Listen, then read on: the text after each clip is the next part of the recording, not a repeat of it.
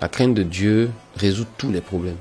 Est-ce que Dieu et l'argent font bon ménage tout le temps? Moi, je sais pas si aujourd'hui encore les gens, ça trouve pour faire des freestyles. Nous, on faisait. J'ai croisé des Tiwa, j'ai croisé des Nitossi, j'ai croisé du monde, tu vois un peu. Donc, on m'appelait The Frenchie, tu vois un peu. J'avais une ambition qui dépassait le cadre dans lequel j'étais. Dans une de tes chansons, j'ai entendu « Je n'ai pas de religion, mais une relation ». J'avais souvent entendu les gens dire « Oui, Dieu m'a dit, Dieu m'a dit, Dieu m'a dit ». Mais je trouvais ça toujours très prétentieux. Le gospel urbain, finalement, doit être une arme. Peu importe le genre ou le style, la particularité de ce genre musical est qu'il porte un message. Cotonou Boy Show. Ladies and gentlemen, Oyanambe Nasty Nesta. Mes amis m'appellent Daniel, cause I sleep where the lions eat. Alors, quand on parle de David République, beaucoup pensent immédiatement au chanteur gospel, à la voix qui rassemble et qui touche les foules. Mais avant ça, il y a eu l'enfant de Cotonou, le membre du collectif Esprit Nègre, l'artiste urbain, le beatmaker qui a marqué tout le début de la génération de la musique urbaine du Bénin et même au-delà. Aujourd'hui, il est à la croisée des chemins, il est artiste, il est père, il est dans la communication, il est croyant engagé. C'est un homme avec ses forces, avec ses doutes et peut-être avec ses contradictions. Dans cet entretien, on va chercher au-delà de la scène, au-delà de l'artiste gospel, au-delà des projecteurs. On va découvrir ou redécouvrir l'homme, ses batailles, ses vérités et ce qu'il a à transmettre. Salut David, mais salut Cédric, salut Haya. Quelle intro! Ah, écoute, ça fait plaisir de t'avoir là, ça fait longtemps. Ouais. Beaucoup d'émotions, je suis hyper content. Ouais. Et voilà, de voir comment les choses évoluent et surtout de te retrouver. Hein, parce que on vient de loin. On vient de très loin. Et je pense qu'il y a beaucoup de gens qui ne savent pas, je sais pas, mon premier morceau qui est passé à la radio, j'étais en feat avec toi. Ouais. Et je vais dire mon premier succès. Ouais. Le premier succès de ma carrière, c'était avec toi. Et on a eu des carrières, je me rappelle quand je t'ai découvert, je me rappelle exactement du jour où je t'ai découvert, ton groupe et toi. C'était sur le HKH, je pense c'était en 2001, il y avait des sélections. Ouais. Vous étiez venu avec Esprit Nègre. C'est ça.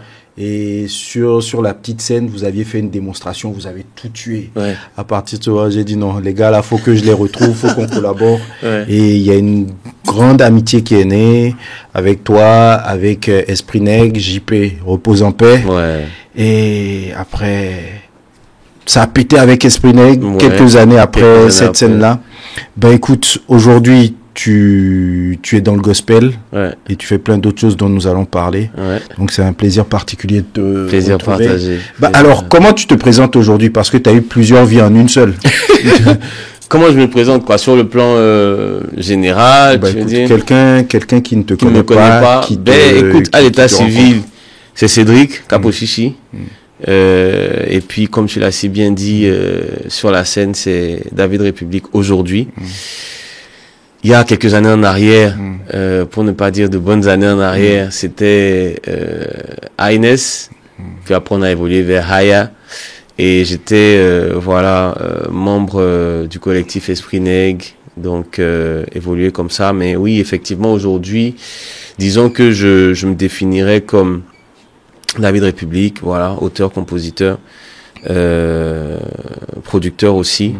Dans le domaine musical, mais aussi producteur dans le domaine audiovisuel, vu qu'aujourd'hui c'est devenu mon activité, on va dire professionnelle à côté de la musique, même si ce que je fais professionnellement englobe aussi la musique, mais je pense que il y a un volet, on va dire professionnel et un volet beaucoup plus, artistique, ainsi de suite. Je suis, comme tu l'as dit, aujourd'hui relativement engagé dans la foi. Je suis père, je suis marié et voilà, je fais mon bonhomme de chemin. Voilà ce que je pourrais dire. C'est bien. Alors, on va rentrer tout de suite dans le vif du sujet. Tu étais membre du collectif Esprit Nègre, qui était un collectif pionnier de la musique urbaine au Bénin. Je pense même le style afro-pop Vous faites partie des fondations Ouais. de ce qui est devenu aujourd'hui ce qu'on appelle Afropop.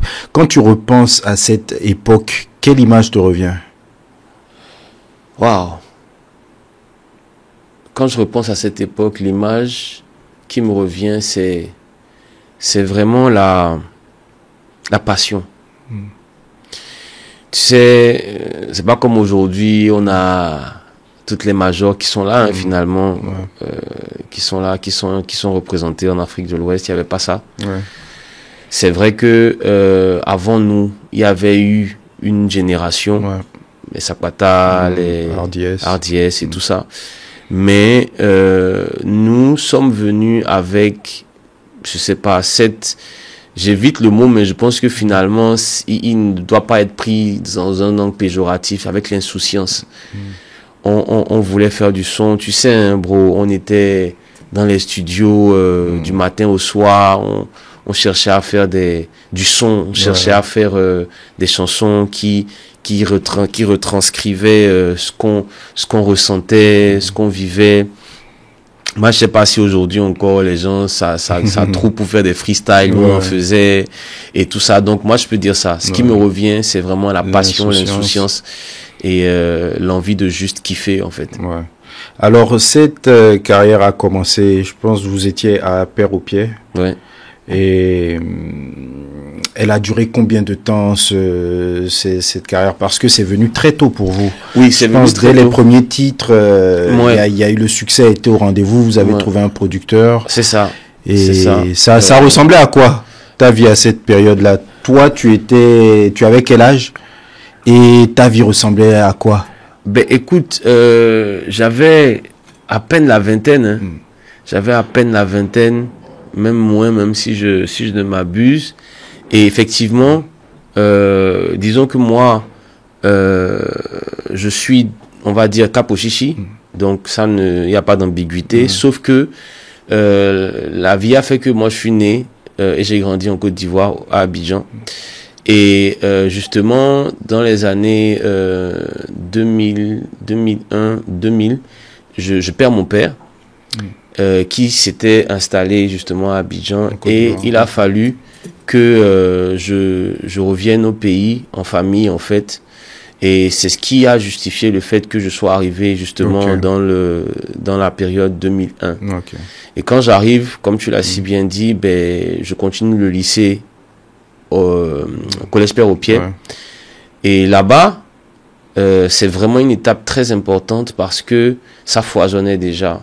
C'est-à-dire que d'une classe à l'autre, il y avait un rappeur, il y avait un groupe, et quand il y avait les journées culturelles, les mythes, les légendaires journées culturelles, c'est là que chacun sortait ses crocs, tu vois.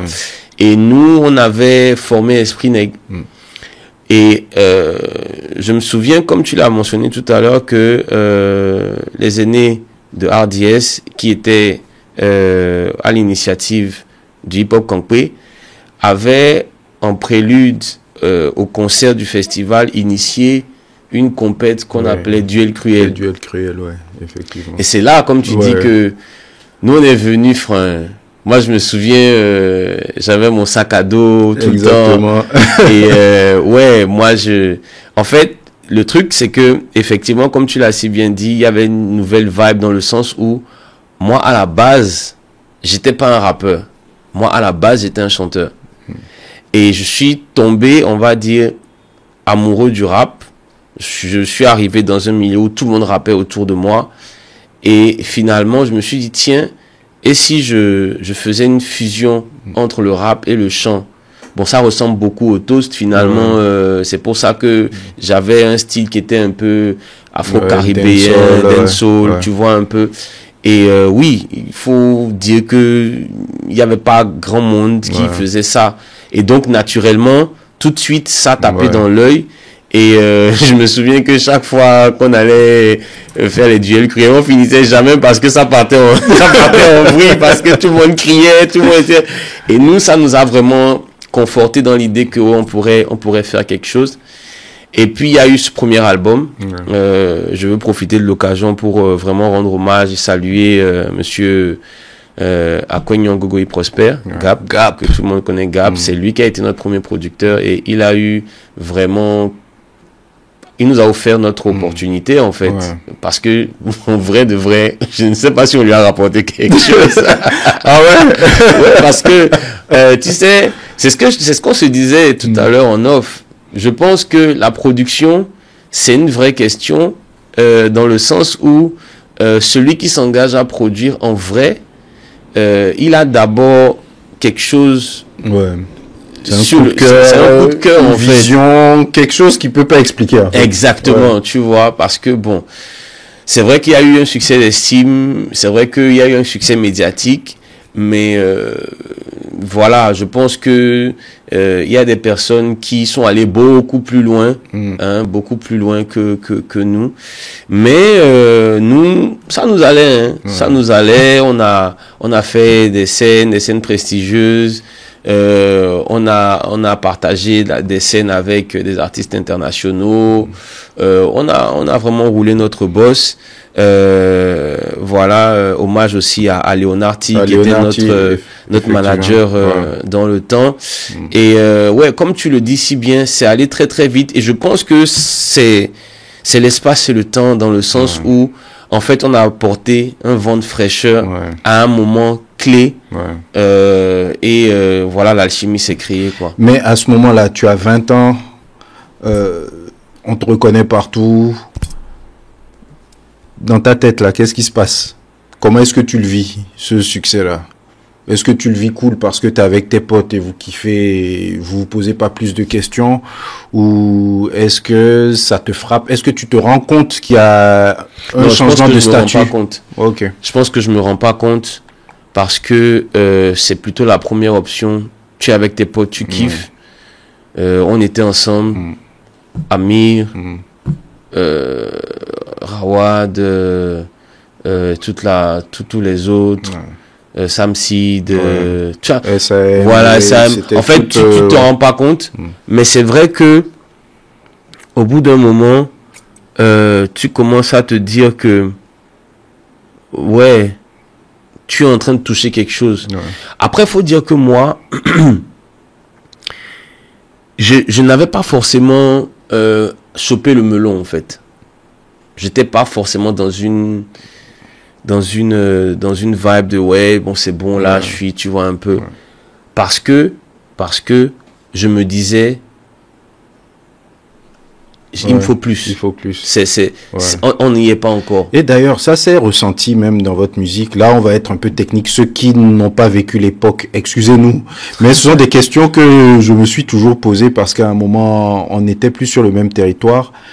Le deuxième album est sorti. Il était qualitativement au-dessus du premier. Oui.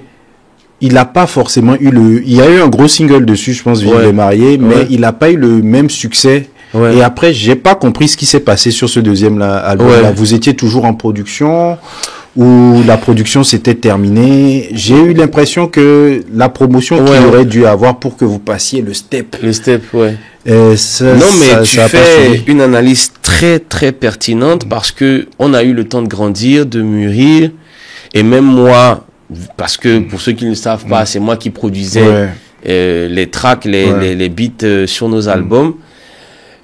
Effectivement, techniquement, on avait passé un cap, mais je te l'accorde. En fait, disons que on n'avait pas pris le temps. Déjà, il y a une chose qui nous avait beaucoup pénalisé, c'était le fait qu'on n'était plus sur les mêmes territoires. Parce qu'il ne faut pas oublier qu'on était étudiants, pour la plupart. Et voilà, certains avaient déjà rejoint d'autres cieux pour continuer leurs études. Vous étiez plus tous sur la musique... Exactement. Première chose. Deuxième chose, c'est vraiment, on va dire, l'impulsion médiatique aussi. Parce que je pense que on a bénéficié. Bon, je pense que le premier album a bénéficié. Bon, c'est vrai qu'on avait un producteur, mais en même temps, je pense on a senti vraiment toute la classe médiatique nous accompagner parce que on se disait, ah ouais, c'est frais. Il y avait une adhésion. C'était un raz-de-marée. Voilà. Et puis le deuxième album, bon, je pense qu'on n'a pas eu le même. Ouais, il y avait moins d'effet de surprise. Ouais. Et puis, au-delà de ça, je pense qu'il avait un potentiel beaucoup plus international qui n'a clairement pas été exploité. Exploité. Tu vois. Ouais. Et donc, l'un dans l'autre, je pense que ça a coïncidé aussi, mais je pense que ça a surtout coïncidé avec, est-ce que je pourrais appeler ça du découragement? Parce que, tu sais, au bout d'un moment, on se dit, bon, écoute, est-ce qu'il ne faut pas chercher à faire autre chose, quelque chose de plus... Tout ça.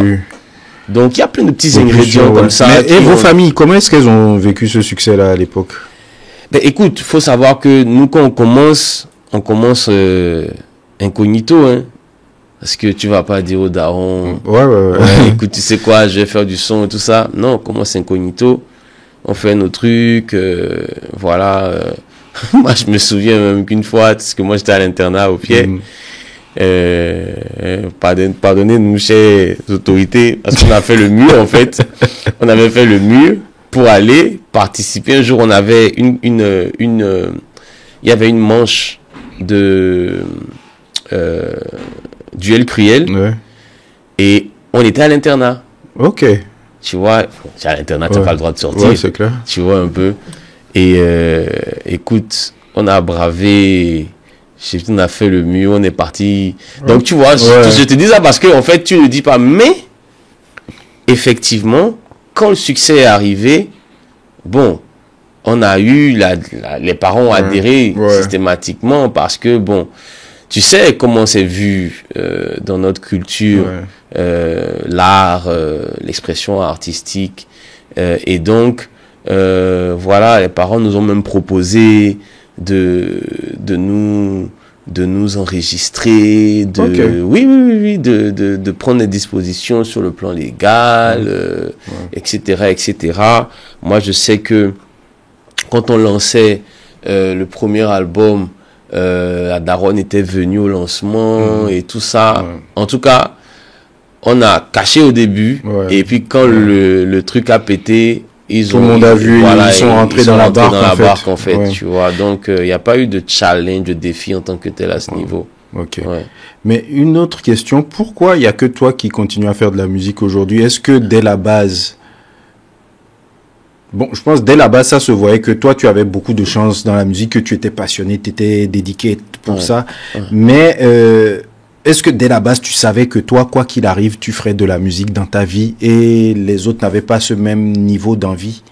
Parce que les autres, bon, je pense qu'ils sont dans d'autres domaines aujourd'hui, dans lesquels ils excellent. Est-ce que j'en avais conscience? Je ne sais pas. Je sais que il y avait une passion à toute épreuve, en fait. Et moi, en fait, disons que j'avais beaucoup d'ambition. Beaucoup d'ambition. J'imaginais des choses... en fait, je voyais la chose aller très loin, en fait.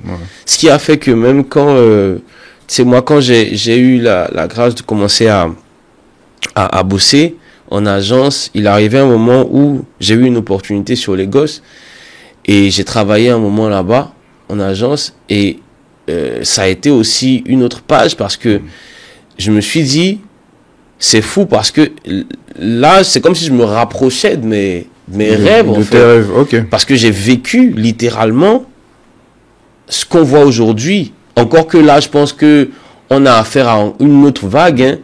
La première vague de ces artistes qui font aujourd'hui la pluie et le beau temps, tu vois, pour ne pas citer de nom, moi, je les ai vus émerger, en fait. Tu vois, quand les Ricains ont commencé à chercher à faire des feats avec tout ça. Je l'ai littéralement vécu, tu vois, un peu. Et j'étais dans cet écosystème-là. J'ai croisé des personnes, j'ai rencontré des personnes, tu vois, un peu. Et donc, moi, c'est pas tant que j'étais conscient que j'allais truc, mais j'avais une ambition qui dépassait le cadre dans lequel j'étais.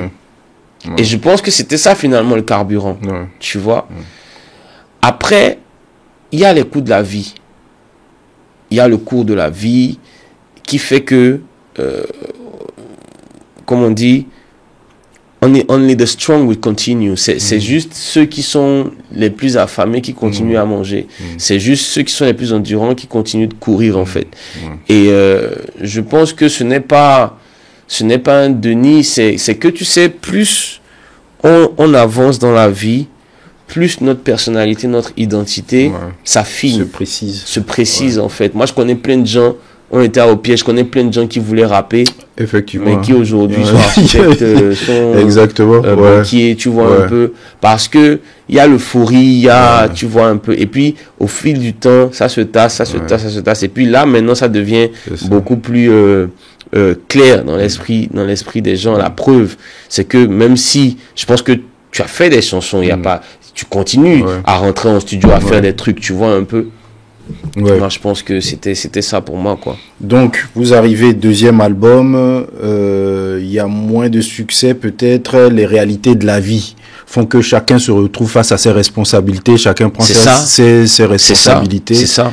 Et toi, à ce moment, tu es toujours au Bénin ou tu as bougé du Bénin? Non, j'ai bougé du Bénin. Ok, d'accord. Je suis encore au Bénin, parce que tu as mentionné Vive les mariés. Je suis encore au Bénin à ce moment-là, mais ça n'a pas tardé. Je pense que dans la période, à peine un an après, j'ai dû partir. Là, on est en quelle année, là? Là, on est en 2009. Ok. On est en fin 2009, début 2010. J'ai dû partir. Et là, c'est là que je me retrouve à Lagos. Ok. J'ai passé environ 2 années là-bas. Avant de finalement partir pour la Côte d'Ivoire, retourner à Abidjan. Tout ça dans le cadre professionnel. Mais j'avais toujours de la musique dans ma valise, quoi. Et je pense à cette époque, tu as produit pour beaucoup. Tu as produit pour Diamant Noir, tu as produit pour Koba, tu as produit pour Nix. On va dire, là, c'était même les têtes du rap africain.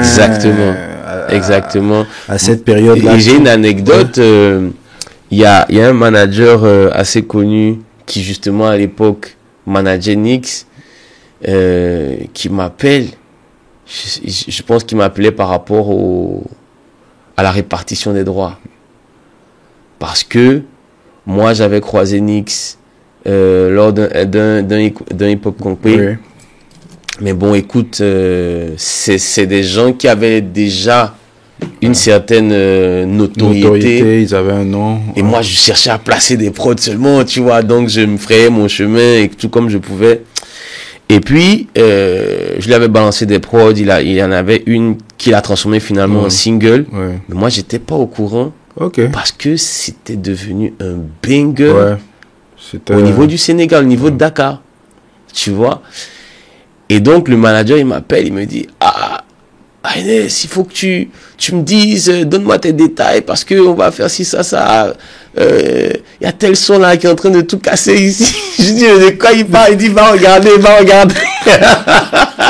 Et je vais regarder. C'était Zik des Gentlemen de Nix. Et il y a un morceau qui a été tabassé, ça a tourné de fou. Ça a tourné de ouf. Et j'ai bossé aussi avec Zenab.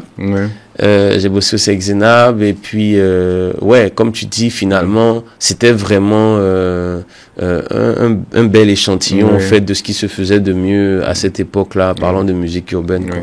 Mais donc, tu es dans la vie professionnelle, mais tu as toujours un pied dans la musique. Mais dans la vie professionnelle, tu es dans un écosystème où tu vois ce dont tu as rêvé, tu peux le toucher, même si tu le vis pas encore. Qu'est-ce qui caractérise ces années-là pour toi? Les années professionnelles? Oui.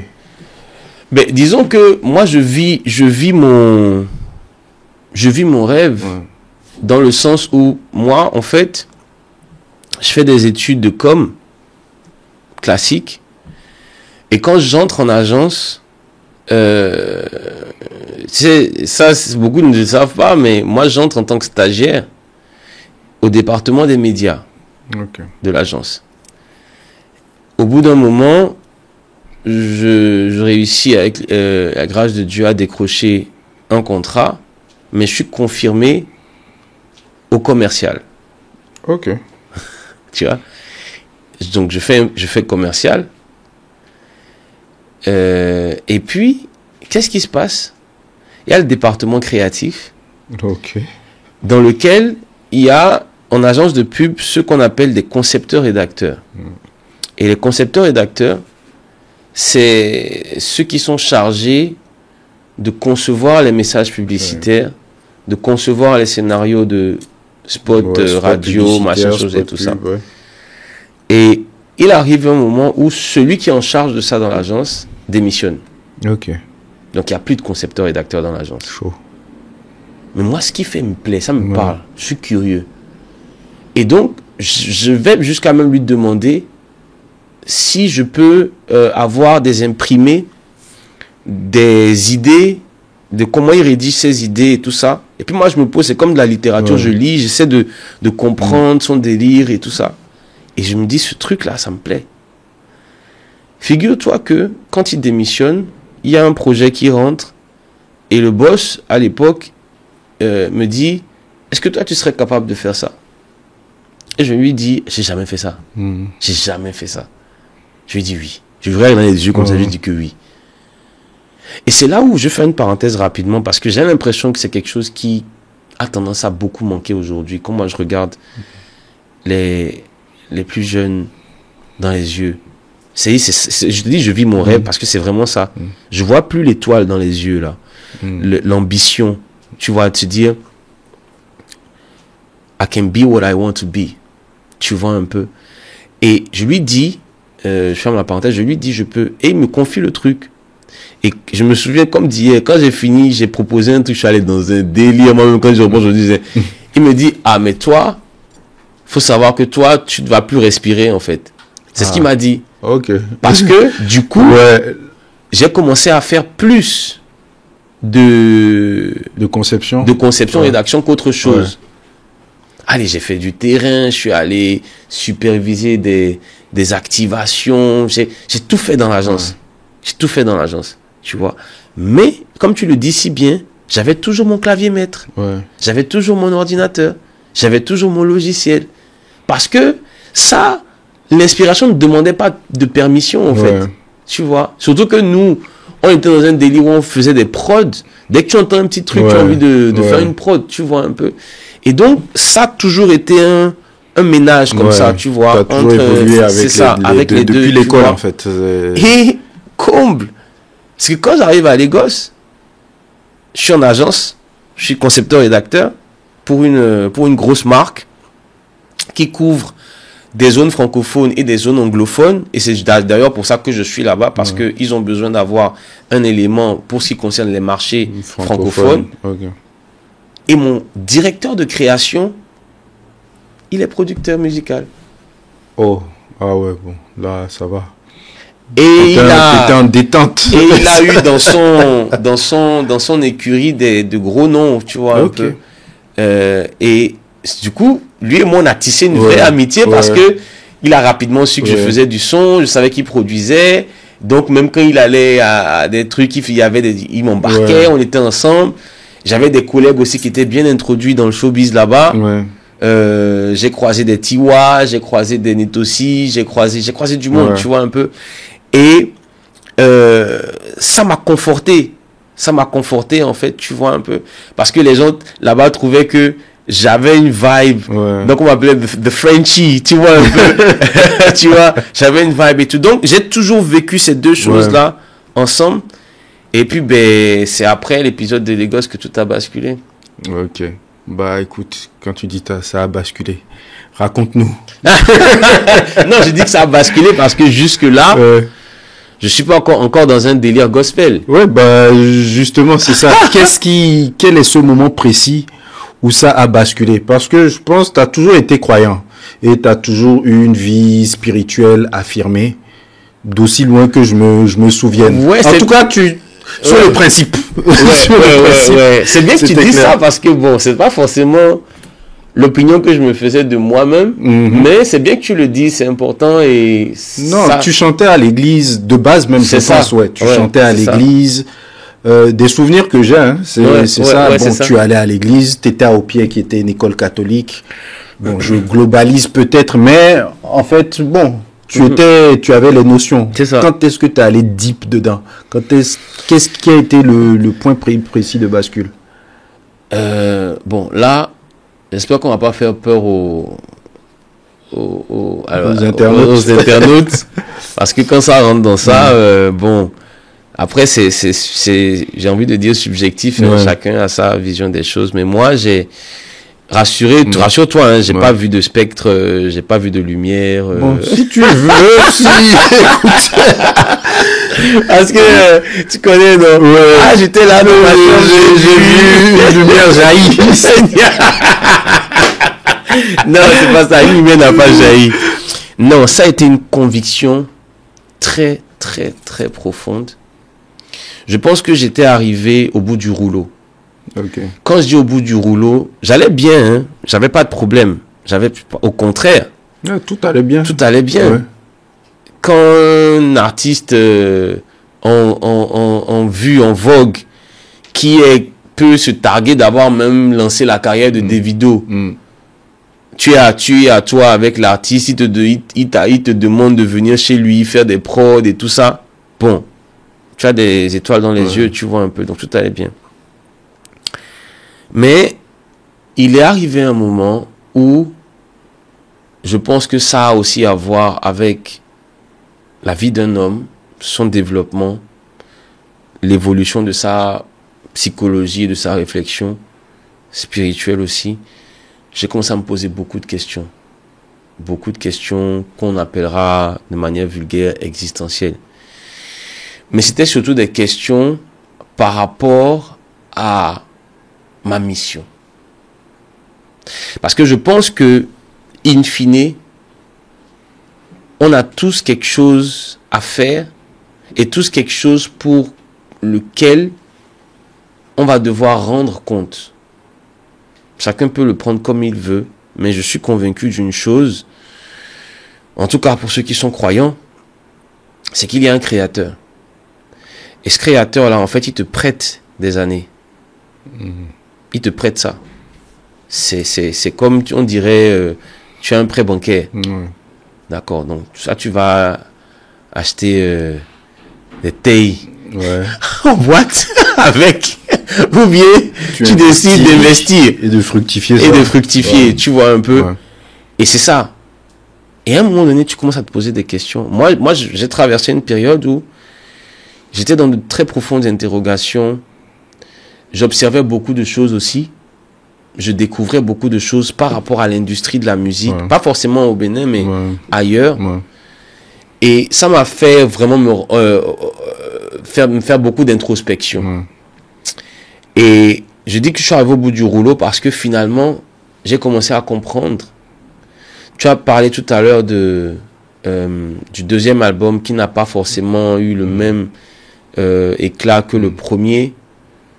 Ce qui, de manière logique, d'ailleurs, tu as gardé la question jusqu'à aujourd'hui. Je pense que ça n'a pas fait sens peut-être pour beaucoup de personnes. Mais Dieu est Dieu. Il sait ce qu'il faisait. Parce que moi, je suis convaincu d'une chose, c'est que peu importe ce qu'on pourra dire, oui, la stratégie, ouais, et tout ça.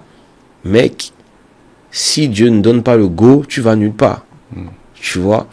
Et moi, j'arrive à un stade de ma vie où je me dis, écoute, je fais des prods, je fais des chansons, je veux trucs. J'étais même sur un album solo, ça. Je pense que personne ne le sait, vu qu'il n'est pas sorti. J'étais sur un album solo. Et là, je me dis, écoute, c'est quoi le purpose en fait? Qui suis-je? Où est-ce que je vais? Qu'est-ce que je dois accomplir? Et c'est là que ça va coïncider avec tu l'as dit, je viens d'un background, forcément, je viens d'un background chrétien, mais c'est là où la reconnexion va se faire. Et je vais faire une expérience que je peux qualifier d'expérience surnaturelle. C'est que un soir, je rentre du boulot et les gosses, ça a été une période particulière parce que j'étais vraiment seul là-bas. J'étais le seul francophone dans l'entreprise où je travaillais. J'avais pas d'amis, à part les francophones qui étaient, pour le client pour lequel on travaillait, avait des expats francophones là-bas. C'était peut-être les seuls amis que j'avais, encore que c'était pas dans la musique, donc forcément, on n'avait pas de centre d'intérêt plus que ça. Donc j'étais vraiment seul. Et c'est dans cette solitude-là que un soir, je rentre, je vais en chambre et franchement, j'avais souvent entendu les gens dire, oui, Dieu m'a dit, Dieu m'a dit, Dieu m'a dit. Mais je trouvais ça toujours très prétentieux.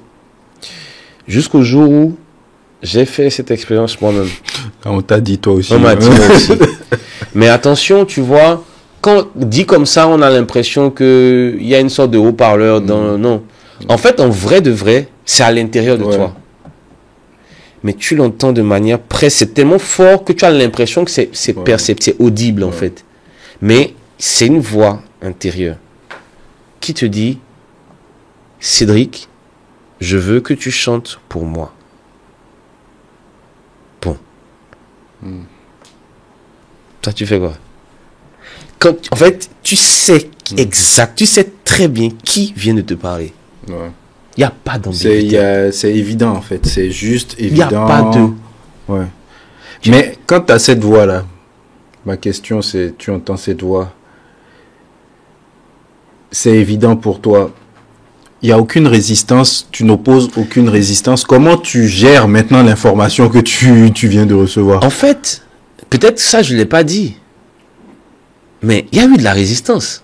Ok. Mais pas là. Ok. Avant. Donc, tu avais déjà cette conviction, en fait. Ok. Je ne veux pas dire que j'avais la conviction parce que, justement, il y avait une lutte. Ok. Mais au fond de moi, j'avais déjà la sensation de ne pas être dans ce dans quoi je suis censé être. Tu n'étais pas être au bon endroit. Tu n'étais pas au bon endroit. Tu vois. Ouais. Mais je me battais contre ça. Tu vois. Je me battais contre ça. Pendant des années. Hein. Ouais. Pendant des années. Et là, ça a été juste, comme on dit, la goutte qui a fait déborder le vase. Donc, naturellement, il n'y a pas eu de résistance, en fait. Ok. Et à partir de là, comment est-ce que ta vie change?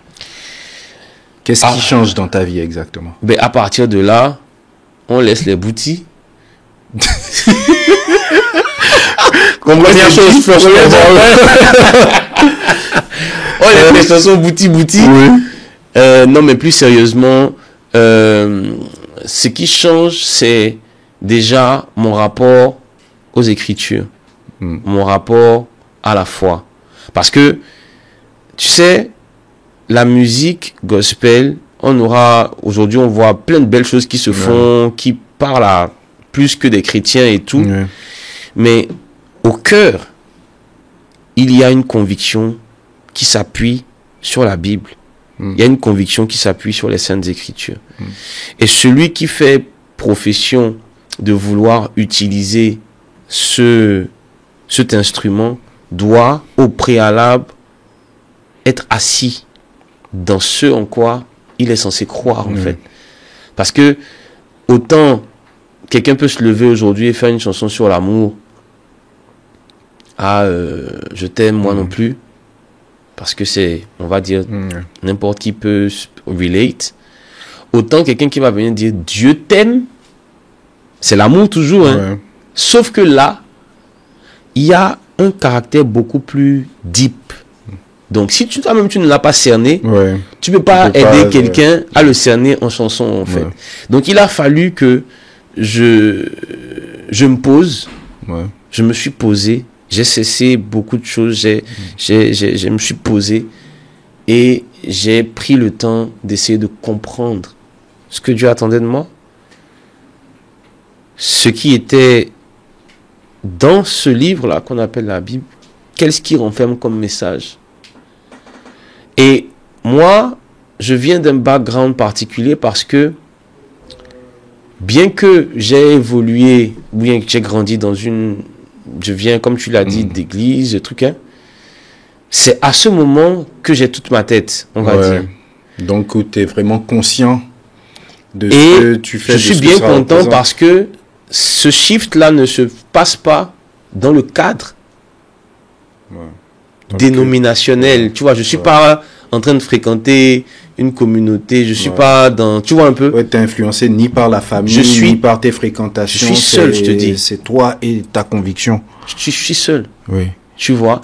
Et pour moi, il était important de cerner le message de la façon la plus objective possible, de la façon la plus, on va dire, authentique possible, sans adjonction de dogmes humains, d'approche systémique. Tu vois un peu le délire. Ouais. Et ça a pris le temps que ça devait prendre. Ben, ça a pris combien de temps pour que tu te dises, ok, là, je suis prêt, je peux mettre ça en musique maintenant, je peux délivrer le message. Je pense que ça a dû prendre à peu près 2 ans. Ouais. En tout cas, en ce qui moi me concerne. Quelles ont été les choses les plus difficiles à laisser, les choses auxquelles tu as dû tourner le dos, où tu as senti que là, tu te battais contre toi-même?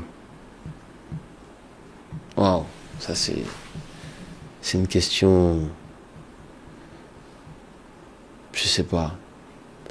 Moi, je dirais forcément certaines habitudes. Bon, on a fait beaucoup de 400 coups, hein, surtout avec les femmes.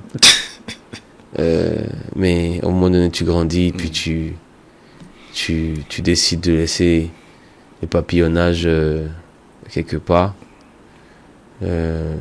Mais je peux pas considérer ça comme la chose la plus difficile. Parce que un homme, quand il devient un homme, c'est naturel. Il comprend que voilà, il est devenu un homme. Voilà, c'est ça. Tu comprends? Parce que même ça, c'est bien que tu le dises, même ça, beaucoup de jeunes n'y comprennent pas ça. On pense que voilà, aller de femme en femme là, c'est ça qui fait que tu es un homme. Alors qu'en réalité, mec, tu es en train de te vider. Tu vois? Donc ça, c'est important de le dire. Mais ça, comme je dis, ça, tout homme bien constitué, au bout d'un moment, il doit comprendre ça. Je dirais que ce n'est pas moi qui ai laissé. Je préfère dire ça comme ça. Ça, parce que c'est certains liens, certains liens, certaines personnes, certaines amitiés. Je pense que c'est peut-être ça, qui était le plus dur. Parce que dû refaire, te recréer un nouvel écosystème. C'est pour ça que je dis c'est pas moi, parce que effectivement, il y a eu cette période là où forcément je suis rentré en moi-même. Donc forcément, j'étais absent. Mais disons que tout le monde ne l'a pas forcément bien reçu. Bien reçu. Tu vois. Et je dirais que c'est ça. Donc le tri s'est fait tout seul. Il y a des amitiés qui se sont détachées face à ton nouveau mode de vie, tes nouvelles convictions. Et je me rappelle même une fois, tu étais venu au studio dans la période et on était en train d'enregistrer un son, je pense un son sale. Tu es rentré dans la cabine, tu as fait « Hé les gars, ok bon, je vous attends là-bas. » Je m'en souviens même plus. Ça m'avait marqué. J'ai dit, mais attends, c'est-à-dire qu'on a fait les sons fatigués ici. Aujourd'hui, il vient me dire, oui, les gars, non. Genre, tu pouvais pas rester dans la pièce et tout. Ben écoute, c'est bien. Et dans une de tes chansons, j'ai entendu, je n'ai pas de religion, mais une relation. Ouais. Comment tu expliques ça? C'est quoi la différence en fait? Alors, la religion, disons que de manière, pas à la rousse, parce que je vais essayer de paraphraser, c'est tout ce que l'homme doit faire pour se rapprocher de Dieu. La responsabilité incombe à l'homme de poser des actions pour mériter l'approbation de Dieu, pour se rapprocher de Dieu, pour plaire à Dieu. Tandis que la relation, aujourd'hui tu es papa, tu es d'accord avec moi que même si ta fille fait une bêtise, mineure ou grave, l'instinct paternel va enclencher un système de correction. Mais tu ne vas pas pour autant la déshériter. Tu ne vas pas pour autant la renier. Tu ne vas pas pour autant l'abandonner. Parce que ce n'est pas basé sur ce qu'elle est capable de faire pour mériter ton amour, mais c'est que toi, la vie, le Créateur a défini les choses ainsi. Et c'est là toute la différence. C'est deep, hein? Ouais. C'est là toute la différence parce que, en réalité, aucun de nous n'a programmé sa naissance. On a rempli un formulaire et a marqué une date. On est arrivé, on a ouvert les yeux, on a pleuré, on a grandi. Et des gens nous prenaient déjà, des gens nous nourrissaient jusqu'à ce qu'on devienne ce qu'on est devenu aujourd'hui. Tu vois? En réalité, c'est une lettre d'amour que Dieu nous a écrite, en fait, nous a écrite. Et donc, quand tu scrutes les Écritures, c'est ça que les Écritures te disent. Maintenant, cette chanson particulièrement, je l'écris pourquoi? Parce qu'aujourd'hui, on a tendance à vouloir faire adhérer les gens à un système de liste de choses. Alors que dès les temps anciens, où ça n'a jamais été le cas. Je n'ai pas de religion, j'ai une relation, mais cette relation-là, c'est peut-être là où certaines personnes, ça peut être ambigu pour certaines personnes, n'est pas un passeport ou une sorte de laisser-passer pour faire ce que je veux. Parce que, au cas où peut-être tu ne le savais pas ou que les internautes ne le savaient pas, toute la Bible se résume en 2 commandements. Tu aimeras Dieu, tu aimeras ton prochain. Et le fait d'aimer Dieu déjà même t'oblige à aimer ton prochain. Ouais. Donc en vrai, ce que tu tisses avec le Créateur, c'est une relation. C'est comme si tu n'avais jamais eu à rencontrer ton père depuis ta naissance. Et finalement, on te dit, ah, on l'a retrouvé, il est à PK10, dans tel vent tu rentres, tu vois, il est là. Et tu ne l'as jamais vu. Tu as aujourd'hui, je ne sais pas moi, 20 ans, 30 ans. Donc, toutes ces années, tu ne l'as jamais rencontré. Ouais. Tu vis ta vie. C'est ce que nous tous on fait. Il est là, hein, mais on ne l'a jamais vu. Et il nous envoie des messages, il nous envoie des textos, il nous envoie des WhatsApp, il nous envoie des notes vocales. Et on lit jamais. On est dans notre délire, tu vois. Et puis un matin, on décide d'aller le voir. La première chose que tu vas faire, c'est quoi? Tu vas t'asseoir et tu vas lui poser des questions. Je suis qui? Comment est-ce que tu as rencontré la daronne? Bon, pourquoi tu m'as donné ce nom? Qu'est-ce que tu as... Le jour où tu m'as pris la première fois, qu'est-ce que tu as pensé? Bro, on n'est plus dans... Tu t'imagines? Là, tu n'es pas avec un chef d'entreprise ou bien quelqu'un qui veut t'employer, mais tu n'es pas avec le juge ou bien... Tu vois, tu es avec ton daron. Et il y a eu des années qui se sont écoulées et là, vous tissez une relation. Ça se construit. Okay. Et c'est ça, en fait. Si tu veux, au-delà de cette chanson, c'est vraiment ce qu'on essaie de dire dans notre musique, en vrai. Okay. D'amener chacun à comprendre que au-delà de ce qu'on voit et des choses dans lesquelles on est engagé dans la vie, il y a un aspect spirituel des choses qui mérite notre attention. Ouais. Et bien que aujourd'hui il y ait beaucoup de débats autour de ce qui peut être la vérité ou pas, moi je dis que le soleil c'est le soleil. C'est ça. Il y a des choses sur lesquelles on peut être d'accord. C'est ça. Le soleil c'est le soleil. Et quand on veut vraiment être objectif, on arrive toujours à la même destination. Voilà, ouais. Mais écoute, ça fait bien que... Déjà, merci. Merci pour ce partage-là. C'était très deep. Et je pense que ça va tomber dans les oreilles dans lesquelles ça doit tomber. Ceux qui doivent entendre, entendront. Aujourd'hui, ton style musical, le gospel urbain, je veux dire, c'est devenu tendance. Plus que jamais, je pense qu'il n'y a jamais eu autant de succès populaire qui dépasse même la communauté chrétienne et c'est devenu un genre à part entière. À part entière en fait. Comment est-ce que toi tu le vis ça? Est-ce que tu le vois comme un message d'espoir ou est-ce que tu crains que le message se dilue? Oh, il se dilue déjà. Ah, ok, d'accord. Il se dilue déjà. Non, parce que dès que tu parles de succès populaire, c'est fini. Parce que, pourquoi est-ce que les Américains disent pop? Ouais, c'est... Populaire. Ouais, c'est ça. Tu vois, c'est la musique populaire, la musique facile, que tout le monde écoute, que tout le monde fredonne, tu vois. Et clairement, il y a un aspect commercial derrière, tu vois. Et aujourd'hui, il faut se le dire, on est déjà là, tu vois.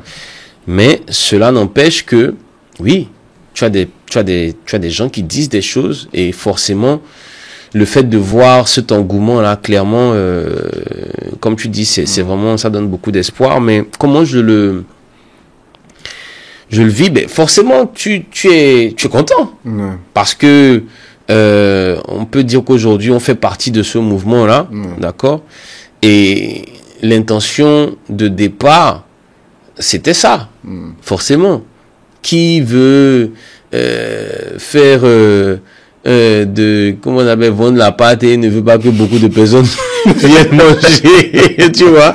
Non, mais plus sérieusement, je pense que c'est forcément beaucoup de fierté, beaucoup de satisfaction, mais en même temps, beaucoup d'appréhension, comme tu l'as dit, parce que moi, je suis un fervent militant de la foi pure, vrai et authentique.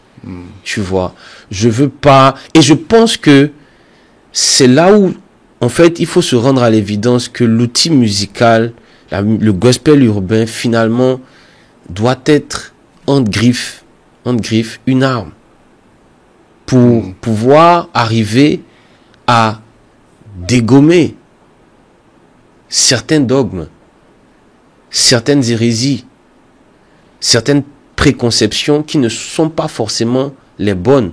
Et beaucoup de personnes réussissent l'exercice, tu vois, un peu. Mais il y a encore du boulot. Il y a encore du boulot. Tu vois, cette ambition, elle me lâche pas. Tu vois, je continue de croire que ça va aller encore plus loin. Il y a quelques jours en arrière, il y avait un festival dans la ville. J'ai eu la grâce d'y participer. Il y avait des milliers de personnes. Je pense que il faut se rendre à l'évidence que il arrive un moment où il y a une soif de plus que juste un kiff instantané de aller. Je pense que les gens ont besoin de repères et trouvent dans cette musique, même s'ils ne sont pas des fervents adeptes, ils trouvent dans cette musique-là quand même au jour le jour un cadre. C'est ça. Qui leur permet d'évoluer, ben oui. Et qui leur parce permet que comme de tu garder... le dis si bien, il y a beaucoup de personnes qui sont pas forcément de fervents chrétiens ou qui sont même pas chrétiennes qui ont des playlists gospel. Tu vois. Bah, j'ai été surpris en préparant cette émission. Ma collaboratrice qui m'a aidé à préparer l'émission, bon, c'est pas un rat d'église, hein. D'accord. Mais elle a une maîtrise du gospel chrétien, en fait. Elle me dit, ça je connais pas, ok. Je le connais pas, mais je dois connaître une de ses chansons. Ça, c'est sûr, dois connaître et tout parce que j'écoute et je me rends compte que pour certaines personnes, c'est vraiment un style musical qui les accompagne dans leur quotidien. Et ça, c'est vraiment très fort. Maintenant, il y a tu écoutes du gospel, toi? Vite fait. Vite fait. Faut que je te fasse une playlist, alors. Je veux bien. En fait, si tu étais resté plus longtemps, on aurait fait une émission spéciale gospel chrétien. Quand j'ai des amis qui m'en font écouter, j'écoute et à chaque fois, je suis, comment dire, je suis sidéré, non, je suis surpris, agréablement surpris du niveau. Enfin, c'est la même musique qu'on fait en fait. C'est ça. Que ce soit en termes de production, que ce soit en termes de visuel, que ce soit en termes de code, que ce soit en termes de discours, je trouve que le discours est très actuel, très jeune et que enfin, il y a les codes pour parler aux jeunes en fait. C'est pas comme à l'époque de nos parents où la musique c'était la musique du dimanche. Oh le Seigneur, il est vivant. Aujourd'hui, c'est quelque chose avec lequel tu peux relater et je comprends aisément en fait pourquoi autant de gens se retrouvent là-dedans. Bon, des opinions populaires ou impopulaires. Les gens du gospel chrétien n'évoluent qu'entre eux, ne font du business qu'entre eux. Ils vivent, ils sont communautaires, ils sont sectaires. Est-ce que c'est vrai? Est-ce que c'est faux? Est-ce que tu déments? Attends, tu parles des artistes ou bien des chrétiens? Non, même les chrétiens en général. Mais moi, j'ai envie de te retourner la question. Est-ce que ce n'est même pas un phénomène qui s'est déjà observé dans d'autres communautés avant? Est-ce que, je dis n'importe quoi, c'est parce que c'est ça qu'on combat au final. C'est ça que certaines autorités politiques qui viennent avec des idéologies pour combattre le sectarisme, la xénophobie, le tribalisme, parce que, je sais pas si c'est inhérent à l'Africain, mais dans nos pays, souvent, on l'observe facilement. Ah, on voit qu'on a le même nom, on vient de la même localité, même dans les mariages. Même dans les mariages, on dit, ah, elle vient d'où, tu vois. Donc, c'est un peu comme si c'était c'est naturel, en fait. C'est humain. Merci. C'est un réflexe humain. Et c'est ça qu'il faut combattre. Parce qu'à la réalité, tu sais, dans les évangiles, le Seigneur, il dit à ses disciples, vous serez mes témoins dans la Judée, dans la Samarie et jusqu'aux extrémités de la terre. Et il y a une personne qui, disons, a été un vrai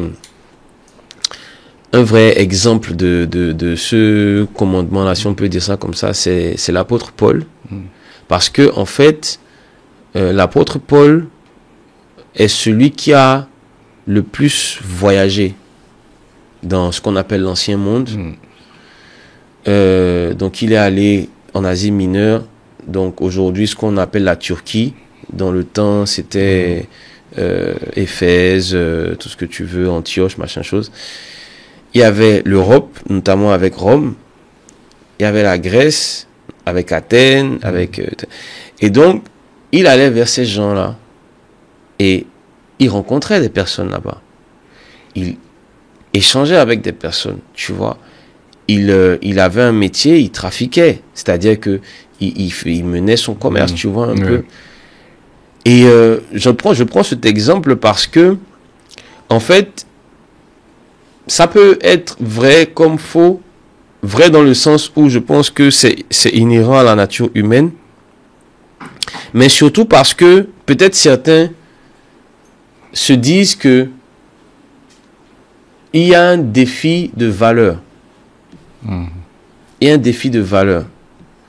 Et que ces valeurs-là, pour réussir, parce que, tu sais, il faut se dire les choses de manière on va dire, vraie. Il y a des personnes qui ont été, on va dire, mises de côté à cause de leur foi. Exactement. En fait, c'est l'argument que j'allais te sortir. Je ne sais pas si c'est là-bas que tu vas. Je me dis, est-ce que le gospel aurait ce rayonnement aujourd'hui, ou la chrétienté aurait ce rayonnement, si vous étiez mélangé avec d'autres fois ou d'autres, ou est-ce que c'est pas parce que au début c'était marginalisé que ça s'est construit comme ça? Oui, il y a eu cet écosystème-là. Une forme de solidarité, forcément, qui a porté la chose. Mais je pense que, écoute, quand ça commence à péter sur la radio, bon, le patron de la radio, il n'est pas forcément... Il peut être chrétien comme ne pas être chrétien. Tu vois, je pense qu'il y a d'abord un intérêt technique, artistique, esthétique, tu vois, un peu, qui motive le directeur des programmes ou bien de trucs à jouer, tu vois, un peu. Mais... ce que tu dis, je sais pas. Peut-être que l'impact aurait été moindre, parce que je l'ai dit tout à l'heure. La teneur du message doit être préservée. On peut faire ce qu'on veut, hein, de la drill, de la trap, de l'afro, on peut faire tout ce qu'on veut. Mais la teneur doit... Et cette teneur-là, c'est comme, tu vois, quand on transporte des vaccins. On te dit qu'il faut garder ça, voilà, tu vois, faut pas que ça bouge, voilà, tu vois, et je pense que c'est plus ou moins la même. C'est peut-être ce qui justifie cette impression que voilà, les gens ils avancent en meute façon là et tout, mais non, il y a une interaction avec les autres parce que nous, on est appelés à être témoins. Ouais. Bro, moi, chaque fois que je suis venu, moi, je t'ai fait signe. Ouais. Sinon, moi, je me serais reclus dans mon coin, non, et tout ça. Ouais. Tous les gars de l'époque, en tout cas, ceux avec qui je suis encore en contact, effectivement, je check. Ouais.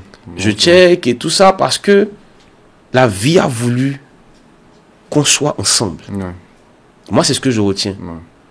Autant que cela se peut, la conviction que Dieu m'a mis à cœur, je la partage. Ouais. En espérant que cette lumière puisse s'allumer dans le maximum de cœurs. Tu vois? Ouais. Parce qu'on est tous aujourd'hui, à part entière, des enfants de Dieu. Et ce qu'il nous a prêté en ressources, en années, en tout ce que tu veux, on lui rendra compte pour ça. Donc, moi, en tout cas, ce n'est pas mon délire. Ouais. Mais je peux t'accorder le fait que ça arrive pour des raisons, à tort ou à raison, que voilà, les gens peut-être se mettent juste ensemble et tout ça. Mais ce sur quoi je veux insister, c'est ça. C'est que la teneur du message a besoin d'évoluer dans un écosystème qui est tu mets pas un poisson dans un arbre, en fait. Ouais. Je vois. Parfait. Deuxième. Alors là, tout à l'heure, quand tu as parlé du patron de radio, tu as parlé de tout, mais tu as parlé sauf de l'intérêt commercial. Hein? Aujourd'hui, je pense que le gospel représente vraiment quelque chose en termes d'intérêt commercial. Je vais même te dire, je bossais avec un gars. Ok, en termes de direction artistique et tout, on était sur un projet, on avait commencé à enregistrer des sons et tout ça. Il a commencé à sortir avec une go. Il est allé dans l'église de la gauche. Je sais pas c'est quoi, comme l'église et tout ça. On était encore en France. Et je l'ai pas revu pendant 6 mois. Et un jour, il revient, il me dit, ah, écoute, là, moi, j'ai changé. Je dis quoi? Il dit, non, que maintenant, je fais du gospel. Je dis, mais tu fais du gospel, pourquoi? Il dit, non, que, bon, j'ai rencontré une go et tout. Je suis allé dans son église. Dans son église, déjà, si tu vois les voitures, si tu vois la salle, si tu vois tout là, je me dis que si je fais de la musique pour tous ceux qui sont là, seulement, et si eux seulement ils achètent. Ah, c'est ce qu'il t'a dit, hein? Oui, il m'a dit d'emblée, si je fais de la musique pour ma communauté, et si ma communauté achète tout ce qu'on est en train de faire là, voilà. Donc bon, je sais pas ce qu'il est devenu après, je sais pas si ça a marché ou pas, mais c'était pour dire aujourd'hui, je pense qu'il y a une véritable économie autour du gospel. Bah, déjà, du fait que le gospel est un genre, je pense que c'est comme le hip-hop, ça évolue ensemble, vous vous êtes construits et tout.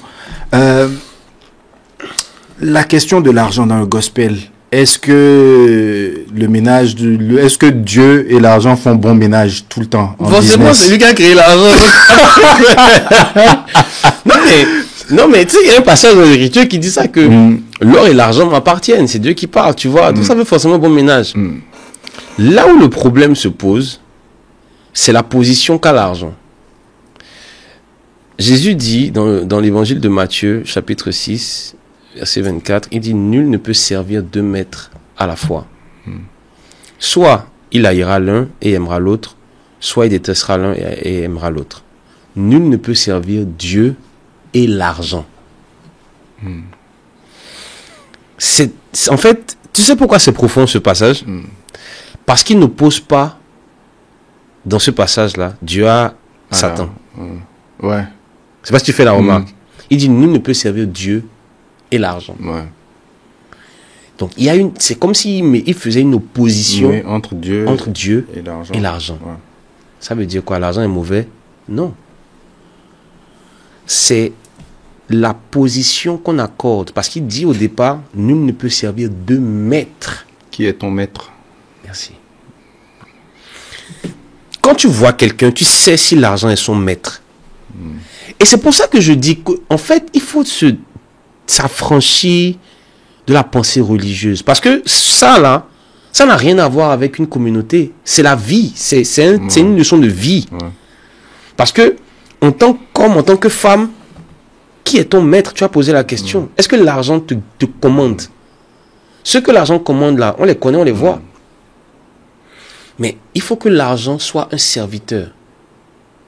Et que toi, tu sois le maître de l'argent. Comment est-ce qu'on est maître de l'argent? On est maître de l'argent quand l'argent nous sert. Donc, sert quoi? Une vision, une intention. Je veux faire quelque chose qui est en phase avec ce que Dieu voudrait que je fasse. Bon, je ne vais pas faire le cliché de faire des dons aux orphelinats, machin chose. Je vais dire, créer des emplois pour les jeunes. Je vais dire ça comme ça. Peut-être que Dieu sait qu'on traverse une période difficile et que économiquement c'est compliqué pour de jeunes diplômés. Au nom de Dieu, tu peux t'appuyer sur l'argent qu'il t'a donné pour créer un cadre d'épargne. Tu vois, donc il y a un distinguo à faire. Maintenant, revenons maintenant au contexte précis du gospel. Je l'ai dit tantôt. Peu importe le genre ou le style, la particularité de ce genre musical est qu'il porte un message. Parce que, on n'en a peut-être pas parlé, mais gospel, ça veut dire, ça vient de Godspell. Ok. Tu vois. Ok. Et en fait, il était assimilé à la parole de Dieu. Tu vois, chanter. Aujourd'hui, si tu prends un dictionnaire anglais, à côté de gospel, ils vont mettre bonne nouvelle. Ok. Tu vois, the good news. Ouais. Ou bien l'évangile. Ouais. Alors que l'évangile, ça vient du grec évangélion. Et c'est ce que ça veut dire, bonne nouvelle. Okay. Pourquoi bonne nouvelle? Parce que l'homme, jusque-là, a été séparé de son créateur à cause du péché et il est damné. La bonne nouvelle, c'est que Dieu a mis en place, je vais caricaturer, un système de sauvetage qui permet à tout homme de pouvoir se réconcilier avec Dieu. Donc, quand tu comprends que à la base, tu es condamné de manière éternelle, mais qu'il y a un plan de sauvetage aussi éternel, c'est une bonne nouvelle. Ouais. Et c'est ça qu'on doit traduire maintenant, qu'on doit expliquer. Et c'est ça l'essence, la motivation centrale de ce que tu fais. C'est pas, j'ai vu les voitures, j'ai vu la communauté, parce que là, tu as vu, son maître, c'est pas Dieu, c'est l'argent. Ouais. Et ça, tu peux l'appliquer à tous ceux que tu croises. Ouais. Tu vois? Donc moi, je pourrais pas te dire que l'argent est mauvais. Ouais. Parce que moi, ça m'arrive d'intervenir à des endroits et puis on me dit, ah, vraiment, voici un geste qu'on fait, merci d'être venu. Ce que nous, on a appelé pendant les années les cachets, tu vois. Mais voilà, je vais pas cracher dessus dans le sens où ça va être un serviteur. Ouais. Alors, comment tu vis aujourd'hui le fait d'être vu comme un modèle? Parce que tu le veuilles ou non, tu es vu comme un modèle. Alors que je suis sûr que toi-même, tu continues d'apprendre, tu continues de faire des erreurs, tu continues de travailler sur toi. Mais écoute, je pense que c'est un sentiment de gratitude parce que je disais au tout début que tout ça a été motivé par un questionnement profond sur ma mission. Donc forcément, si aujourd'hui je suis vu par certains comme un modèle, c'est forcément gratifiant dans le sens où c'est là où on veut en arriver, bâtir d'autres vies. Maintenant, effectivement, tu l'as bien dit, hein, on est en chantier encore. On est tous en chantier. Et je pense que ce que les gens voient, ils tirent ce qu'ils peuvent tirer. Et eux, ils continuent leur chemin. Et toi aussi, tu tires ce que tu peux tirer et tu continues ton chemin. Et on se construit comme ça. Tu sais, moi, un jour, j'ai fait une remarque. C'est qu'en anglais, être humain, c'est human being.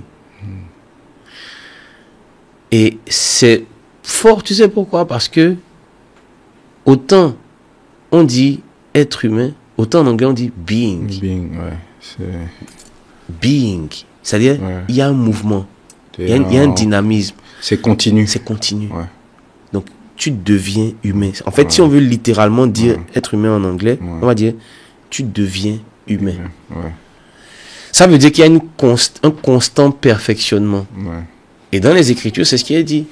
On dit que les dons, les ministères, machin chose, c'est pour le perfectionnement des saints. Ouais. Ce qu'on appelle les saints dans les évangiles, c'est tous ceux qui, justement, ont part à Christ, en fait. Vu que lui, il est saint, tu vois. Donc, voilà, c'est ce que je pourrais dire par rapport à ça. Ok. Aujourd'hui, tu es père de famille. Ok. Et quand tu regardes le monde d'aujourd'hui, qu'est-ce qui t'inquiète le plus pour tes enfants? Et s'il y a une seule valeur que tu voudrais leur transmettre, ce serait quoi? Je vais commencer par la valeur, la crainte de Dieu. La crainte de Dieu résout tous les problèmes. Moi, je le dis, cash. Un homme qui est marié, de toi à moi, il va en mission 2 semaines sans sa femme. Il arrive, en Éthiopie, non, il arrive en Guadeloupe, en Martinique. Ouh! De toi à moi, qu'est-ce qu'il va faire qui va pas tromper sa femme? C'est la crainte de Dieu, ouais. C'est tout, hein. C'est pas l'intégrité, non, la discipline. T'as déjà discipliné, tiens 2-3 verres de pomme. C'est un team building, vas-y. Et puis tu te réveilles le matin, tu sais pas. Non, c'est la crainte de Dieu. C'est la crainte de Dieu qui t'empêche de voir des chiffres passer. Tu es comptable, tu es banquier, et puis de pas mettre. C'est la crainte de Dieu, en fait. C'est la crainte de Dieu qui te force à respecter l'autre, peu importe sa classe sociale, peu importe sa race. Tu vois un peu ce que je veux dire. Donc moi, c'est ça. Maintenant, l'état du monde, bon, je pense que le constat, il est là. Hein. On a eu la technologie, on continue de la voir évoluer. On a eu, on va dire, le développement pour nous qui sommes des Africains. On voit tous les efforts que nos dirigeants font. Mais j'ai l'impression que c'est venu avec une forme de libertinage qui ne dit pas son nom. Dans le sens où, moi j'ai fini par conclure que Internet nous a peut-être causé plus de tort que de trucs. Après, c'est mon humble avis. Pourquoi je le dis? Parce que, tu vois, t'as un fléau comme la pornographie, par exemple, où avant, c'était des contenus qui n'étaient pas accessibles comme ça. Aujourd'hui, en 2-3 clics. Et le comble, c'est que autant c'était des choses qui étaient importées, il fut un temps, autant aujourd'hui, tu as juste à appuyer sur Rec, lancer un live, et puis tu peux tomber sur, mais ça peut rapidement partir en sucette, en fait. Et ça, ton gosse, pour peu qu'il ait un device, il est exposé à ça. Il est exposé à ça. De partout. Parce que tu sais pas. Pendant que toi, tu es en train de bosser, tu es en train de chercher le pain à grailler, ce que lui, il est en train de regarder sur les réseaux. Tu vois.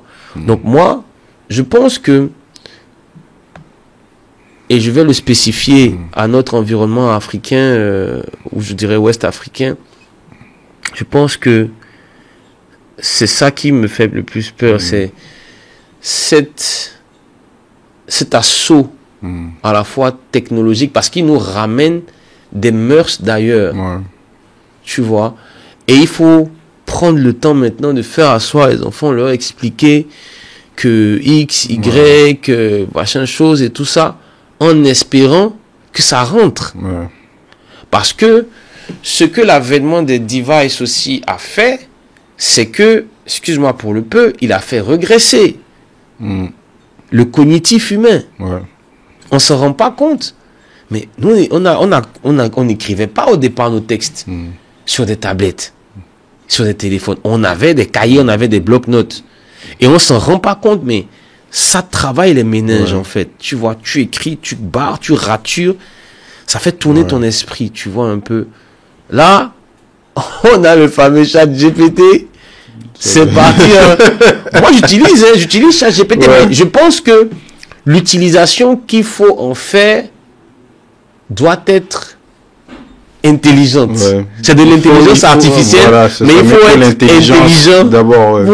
Tu vois, pour utiliser. Parce que je pense que ce que il faut qu'on comprenne tous, c'est qu'on doit préserver à tout prix notre intelligence. Développons l'intelligence artificielle, d'accord? Il n'y a pas de problème. C'est l'air, c'est la technologie. Développons ça, mais ne la développons pas aux dépens de notre intelligence. Ça, faut avoir de la conscience faut avoir un certain niveau de conscience pour. C'est ça. Et ce niveau de conscience-là, il n'est accessible qu'en se rapprochant du Créateur. Ok. Je pense que c'est clair. On va transitionner vers la fin de l'entretien. On va terminer en beauté. Ok. T'es un homme de Dieu. On va terminer avec un tac au tac, 7 péchés capitaux. D'accord. Tu vas regarder la caméra et tu vas répondre. Ok. C'est tac tac les réponses, mais sincères. Ok. Alors, si je te parle d'orgueil, c'est quoi ton plus grand ego trip, même en tant que chantre, en tant qu'homme de Dieu? Quand tu dis ego trip, c'est genre... Enfin, sur quoi tu as de l'ego encore? Et que tu combats? Sur quoi c'est de l'ego que je combats? C'est sur l'excellence de mon travail. Ok. T'es perfectionniste? Voilà. Ok. Ouais, je combats ça vraiment. Je suis trop perfectionniste. Ok, d'accord. Je veux prouver l'excellence, en fait. Ouais. Tu ressens ce besoin de prouver. Ok. Mais pas de prouver quelque chose à quelqu'un, de prouver que je peux être excellent. Ok, d'accord. Alors bon, l'avarice, quel est le rapport que tu as vraiment avec l'argent? Bon, ça, je pense que tu nous as répondu tout à l'heure. Pour toi, l'argent, c'est un serviteur, c'est ça? Mais non, mais va au bout de ta question. Non, c'est ça, en fait. Quel rapport tu as vraiment avec l'argent? Si j'aime l'argent ou pas, c'est ça? Un truc comme ça? Si tu aimes sainement l'argent. Oui, je pense que oui, j'aime sainement l'argent dans le sens où, bon, je vais pas forcément verser dans le bling. Et je pense que, bon, on pourra dire oui, c'est ses convictions, mais ça n'a même rien à voir avec ça. Je pense que même moi, de base, je suis pas très truc. Après, je pense que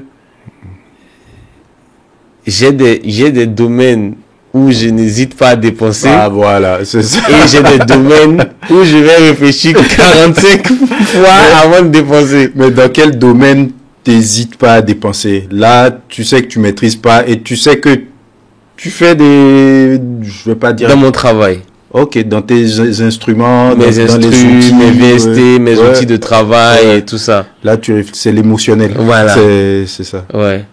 Ok. Alors, nous arrivons sur la luxure. Comment est-ce qu'on vit la tentation quand on est un homme public, qu'on est admiré, chrétien, qu'on chante, qu'on est au devant de la scène? Comment est-ce qu'on... écoute, l'homme reste l'homme, mais disons que il faut constamment te rappeler d'où tu viens et où tu vas. Parce que, effectivement, comme tu dis, le fait d'être médiatisé, le fait d'être public, ouvre forcément des brèches. Pardon. Il faut savoir bien s'entourer et avoir à côté de soi des personnes qui peuvent te reprendre, en fait. Voilà, moi, c'est comme ça que j'approche la chose. Ok. Parce que tu conviens avec moi que autant pour quelqu'un qui est dans un domaine séculier, il peut avoir des glissades, peut-être, je dis ça comme ça, mais ça serait intolérable dans ce dans quoi on est. On peut pas pardonner ça. Ok, nous arrivons à l'envie. Est-ce que tu connais encore des sentiments comme la jalousie? Ou est-ce que tu as déjà jalousé la carrière de quelqu'un? Tu as déjà ressenti de l'envie par rapport à quelque chose que tu n'avais pas, que quelqu'un d'autre possède? Non, pas par rapport à quelqu'un, mais par rapport à moi-même. Je m'explique. En fait, souvent, tu as envie de voir ton travail traverser certains... à prendre une certaine ampleur, aller à un certain... couvrir un certain périmètre, en fait. Et tu as un impact, tu touches des personnes, certes, mais tu te dis... voilà, ça aurait dû... peut mieux, ça aurait dû aller là-bas et tout ça, tu vois. Et oui, tu peux te dire que... Ah, mais comment ça se fait que l'autre... tu vois, avec moins d'efforts apparents, c'est aller là, et puis, bon, toi, avec ce que tu mets sur la table, ça va pas là. Si, je ne pense pas, parce que moi, j'essaie de vraiment veiller à ne pas, tu vois, pourquoi toi, pourquoi pas moi, pourquoi toi, pourquoi... Non. Et je te promets que moi, on m'a déjà arrêté pour me dire, mais... Et on me fait des comparaisons. On dit, mais ouais, toi, quand on écoute ta musique, on voit, mais l'autre, et moi, je fais tout pour ne pas rentrer dans ça. Ouais, tu as vu, non, tu vois. Je me dis juste, ça doit aller, tu vois un peu. Donc, tu cherches les moyens de faire avec ce que tu as. C'est ça. Ok. Bah, la gourmandise, c'est quoi ton péché mignon que tu assumes?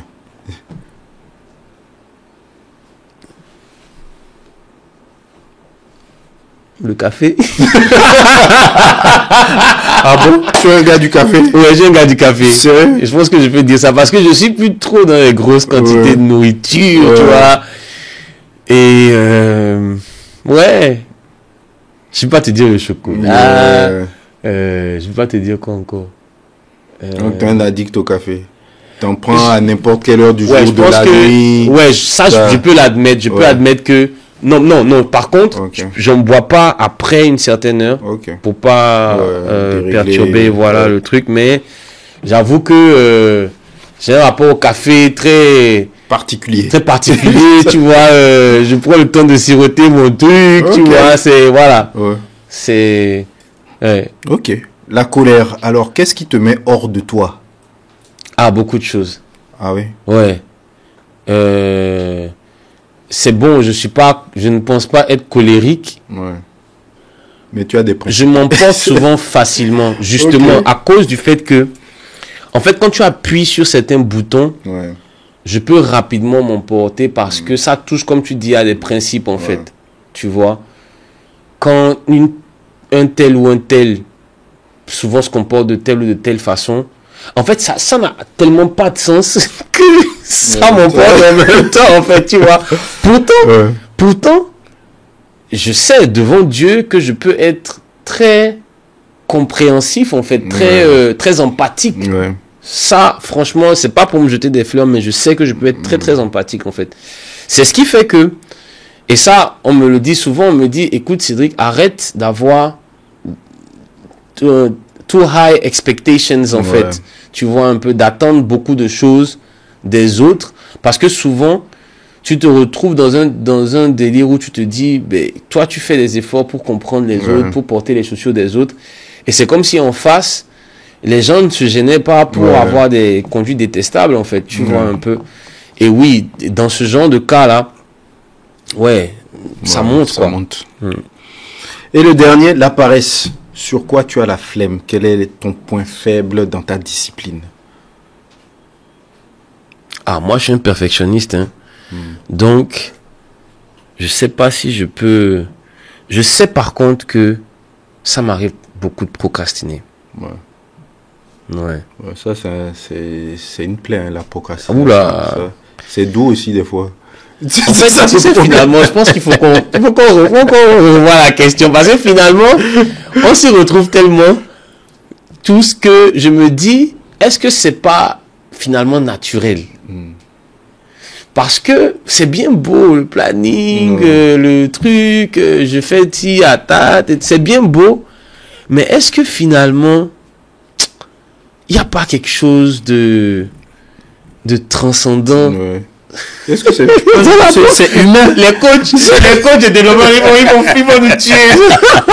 C'est juste humain. C'est humain, en fait, finalement. Tu vois? Peut-être faut organiser sa procrastination aussi. C'est ça. Savoir dans quelle limite. Parce que tu sais, tu as des shots ouais. d'hormones. Hein. Ouais. Quand il te reste, je dis n'importe quoi, 24 heures pour livrer un truc, tu as des shots là, d'hormones là. Ce que tu n'as pas pu faire en 2 semaines. Qui font des connexions neurologiques que tu n'aurais pas pu faire si tu avais du temps. Ouais. Et tu sais, nous, on est artistes. Ouais.